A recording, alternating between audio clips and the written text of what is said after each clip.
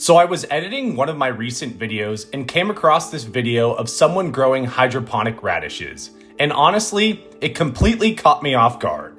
I always thought radishes were one of those crops that had to be grown in soil. They are root vegetables after all. But seeing them grow clean and healthy in nothing but water made me realize how much potential hydroponics really has, especially for crops most people wouldn't expect. So in today's video, I'm going to give you a quick update on my hydroponic system from the last video, show you how my lettuce is doing after about 2 weeks of growth, talk about the right way to thin your plants, and then get these radishes planted on the bottom level of the system. If you watched my previous video, this setup should look familiar. This is the Kratky hydroponic system I built earlier. It's been running for just over 2 weeks now, with no pumps, no air stones, and almost no maintenance at all. I haven't adjusted anything since planting. That's kind of the beauty of the Kratky method. Once it's set up correctly, it really is a set it and forget it system. Let's take a look at the lettuce because this is where you can really see the benefits of hydroponics. After 2 weeks, the growth has been incredibly fast and consistent. The leaves are a healthy green, there's no sign of nutrient burn, and everything is growing evenly across the system. Compared to soil-grown lettuce at the same age, this is noticeably ahead. One of the biggest reasons for that is nutrient availability. In hydroponics, plants don't have to wait for nutrients to be broken down in the soil. Everything they need is already in a form they can absorb immediately, which often results in growth that's about 25% faster. But at this stage, there's one important step that makes a huge difference long term, and that's thinning. If you are new to gardening, thinning can feel strange at first. You plant multiple seeds, they all sprout, and then you are told to remove some of them. It feels wrong, but it's necessary. Right now, each net pot has multiple lettuce seedlings growing in it. If I leave them all, they'll all start competing for light, nutrients, and space. That competition usually leads to smaller plants and weaker growth. The goal is simple, one strong plant per net pot. Here's the key tip. Don't pull the extra seedlings out. When you pull them out, you risk damaging the roots of the plant you might want to keep.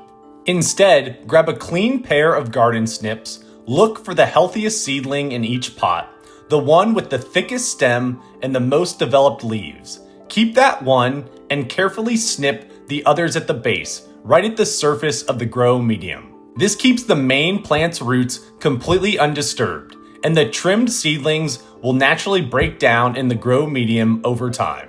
2 weeks in is the perfect time to do this. The plants are strong enough to handle it, and they haven't started overcrowding yet. After thinning, you'll often see a noticeable growth boost within just a few days. With the lettuce thinned and growing strong, now's the perfect time to add something new to the system. That's where the radishes come in. I'm putting the radishes on the bottom level just because that space is available. Both levels of the rack are identical, and the radishes don't take up much space above the grow medium. So they work really well down here alongside the lettuce growing above. A lot of people assume radishes are a soil-only crop, but that's really not the case. In hydroponics, they grow incredibly clean, there's no complicated soil to deal with, and you can actually watch the plant develop instead of guessing what's happening underground. They're also fast. In many cases, radishes can be ready to harvest in just 3 to 4 weeks, which makes them a great crop for experimenting with and dialing in your system. To plant them, I'm using the same net pots and grow medium as the lettuce, a mix of 70% cocoa coir and 30% perlite.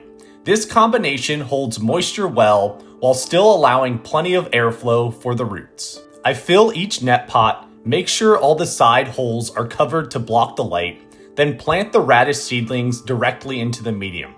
I like to do 3 holes since I should have space for multiple radishes per net pot. Before placing them into the system, I soak the grow medium so the cocoa coir can fully hydrate. Once the net pots are in place, the bottoms are just barely touching the nutrient solution. As soon as the roots grow through the pot, they'll have direct access to the water and nutrients while the upper roots stay exposed to the air. Exactly how the Kratky method is designed to work. From here, there's very little to do. The lights run about 12 hours a day, and once the roots hit the water, it's mostly hands-off.